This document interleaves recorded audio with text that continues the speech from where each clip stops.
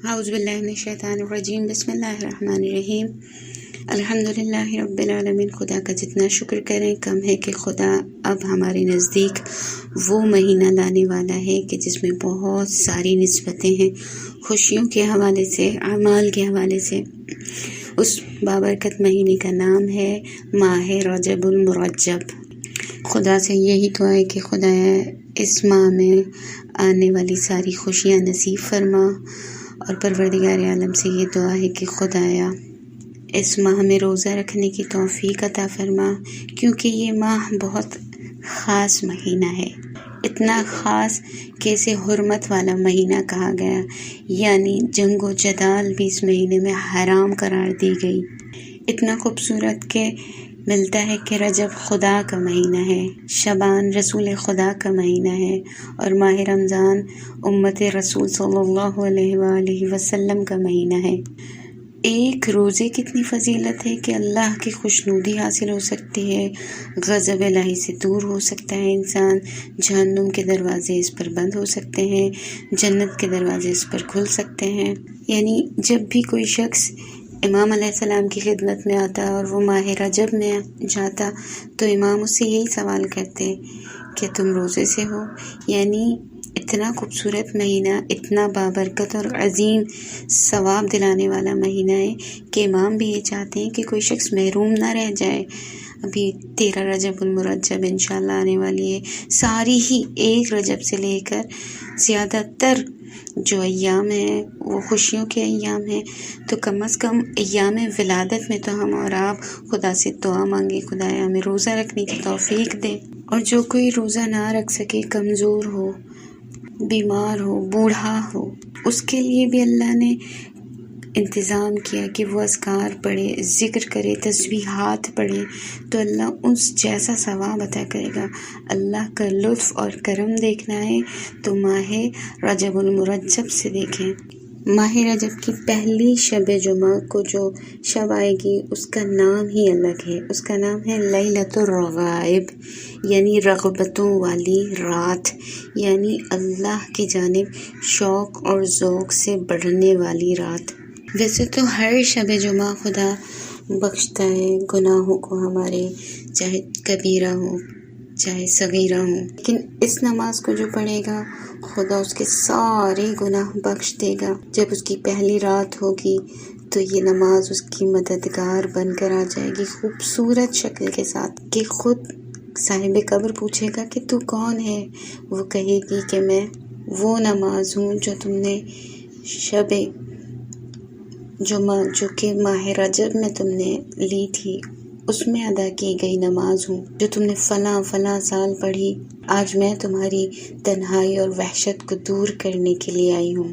سوچیں، قبر میں کوئی ہماری وحشت اور تنہائی کو دور کرنے آ رہا ہے تو خدا کا کتنا شکر ادا کرنا چاہیے۔ خدا سے دعا ہے کہ خدایا ہمیں یہ نماز پڑھنے کی توفیق دے۔ مغرب اور عشاء کے درمیان ہے، 12 رکعت نماز ہے۔ ہر رکعت میں الحمد کے بعد 3 بار سورہ نزلنا اور 12 بار سورہ اخلاص۔ جب نماز ختم ہو جائے گی تو 70 بار درود اللہم صلی علی محمد النبی الامی وعلی آلہ۔ سجدے میں جا کر 70 بار سبوح قدوس رب الملائکۃ والروح۔ پھر سجدے سے سر اٹھا کر 70 بار رب اغفر وارحم وتجاوز عما تعلم انک انت العلی الاعظم۔ پھر سجدے میں جائے 70 بار کہے سبوح قدوس ورب الملائکۃ والروح۔ اس کے بعد جو دعا مانگیں گے خدا اس کو عطا کرے گا۔ خدا سے دعا ہے کہ خدایا ہمیں یہ نماز اور ہر نماز جو ماہ رجب میں تعلیم کی گئی ہے، ہمیں تو شکر کرنا چاہیے کہ ہمارے تعلیم کرنے والے اتنے سچے، اتنے صادق، اتنے پاک، اتنے طاہر کہ جن کی سند خدا قرآن میں دے رہا ہے اور ان کے ساتھ رہنے کا حکم دے رہا ہے کہ یا ایھا الذین آمنوا اتقوا اللہ کونوا مع الصادقین۔ خدا سے دعا ہے ہمیں انہی سچوں کے ساتھ رکھنا، اور انہی سچوں میں سے ایک سچے کی ولادت پہلی ماہ رجب میں ہے، یعنی امام محمد باقر علیہ السلام، یعنی 1 رجب 57 ہجری کو جناب امام محمد باقر علیہ السلام متولد ہوئے۔ امام زین العابدین آپ کے والد محترم اور آپ کی والدہ ماجدہ جناب فاطمہ بنت حسن، یعنی یہ امام ہمارے ماں اور باپ دونوں کی جانب سے علوی سید، اور آپ کا لقب ہے ابن الخیرتین و علوی ہیں، یعنی 2 بہترین ماں باپ کے بیٹے۔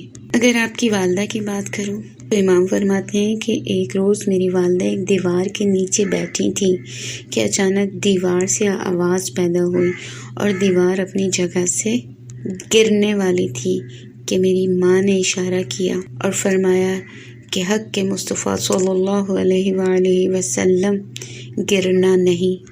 بس وہ دیوار زمین اور فضا کے درمیان معلق رہی یہاں تک کہ میری والدہ وہاں سے چلی گئیں۔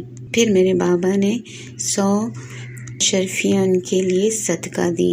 یعنی ہمیں یہ پتہ چلا کہ اگر اس طریقے سے ہم کہیں سے بال بچ جائیں تو ہمیں ضرور صدقہ دینا چاہیے، یعنی کسی نہ کسی نیکی کی ہی وجہ سے ہم پر وہ آفت ٹلی ہوتی ہے، اور مزید ہمیں اللہ کی راہ میں انفاق کرنا چاہیے خدا کے شکر کے طور پر۔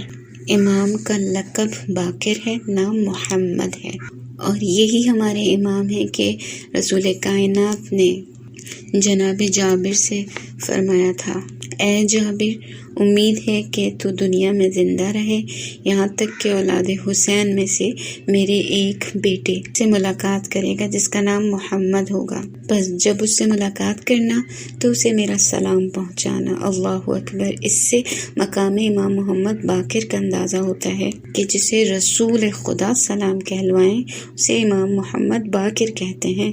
باقر کا مطلب ہے شگافتہ کرنے والا، یعنی کھول کھول کر بیان کرنے والا۔ یہی وجہ ہے کہ امام باقر نے اولین اور آخرین کے علم کو شگافتہ کر کے پیش کیا۔ آپ کا دل وسیع اور اس سے علم کے چشمے جاری ہوتے تھے۔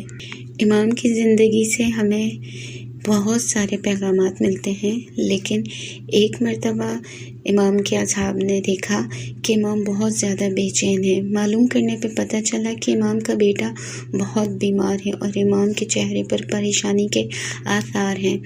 تو امام کے اصحاب ڈرے کہ خدا نخواستہ اس بچے کو کچھ ہو نہ جائے، اور کچھ ہی دیر میں پتہ چلا کہ اس بچے کی وفات ہو گئی۔ اور پھر جب اصحاب نے دیکھا تو امام کو اطمینان والا پایا، تو حیران ہو کے امام سے پوچھا کہ امام، ہم تو ڈر رہے تھے کہ اب نہ جانے کیا ہو جائے گا۔ تو امام نے بہت خوبصورت انداز میں فرمایا کہ بے شک ہم دوست رکھتے ہیں کہ خدا ہمیں عافیت عطا فرمائے اس چیز میں کہ جس سے ہم محبت کرتے ہیں، لیکن جب خدا کا حکم آ جاتا ہے تو ہم سر تسلیم خم کر لیتے ہیں اس میں کہ جسے وہ پسند کرتا ہے اور دوست رکھتا ہے، یعنی ہم بھی اللہ کی رضا میں راضی رہنے والے بن جائیں امام کی برکت سے۔ امام علی النقی علیہ السلام وہ امام ہیں جن کی ولادت اور شہادت ماہ رجب میں ہی ہے۔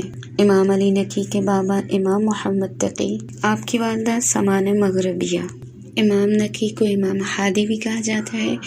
امام کردار اور صفات کے لحاظ سے اپنے اجداد پر تھے۔ آپ کا علم، سخاوت، شجاعت سب قابل دید تھی۔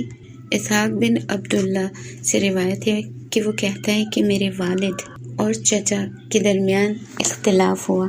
دیکھیں اختلاف بھی کتنا علمی ہے۔ وہ یہ اس بات پر بحث کر رہے تھے کہ 4 مستحب روزے کون سے ہیں۔ جب نہیں سمجھ میں آیا تو سوار ہو کر امام نقی علیہ السلام کی خدمت میں گئے۔ خدا سے دعا ہے کہ خدایا ہم بھی اگر اختلاف کریں تو ایسا علمی ہی اختلاف ہو، اور ہماری مشکل کو حل کرنے کے لیے بھی ہمارے زمانے کے امام موجود ہوں۔ انشاءاللہ ہم بھی اپنی سواری پر بیٹھیں اور امام زمان سے جا کے سوال کریں کہ امام یہ مسئلے ہیں، آپ ان کا حل بتا دیجئے۔ بہرحال وہ امام نقی علیہ السلام کی خدمت میں گئے، امام سے سلام دعا ہوئی اور پھر اپنا مقصد بتایا کہ امام ان 4 دنوں کے متعلق سوال کرنا چاہتے ہیں کہ سب سے بہترین دن کون سے ہیں جس میں روزہ رکھنا مستحب ہے، آج ہمارے لیے تعین کر دیجئے، یعنی بتا دیجئے۔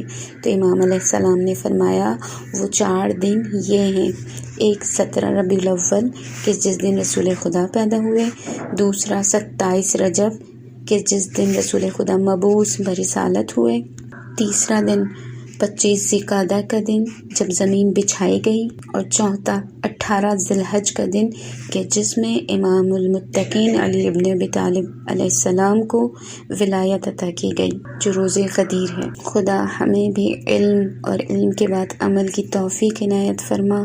وصلی اللہ علی محمد وآلہ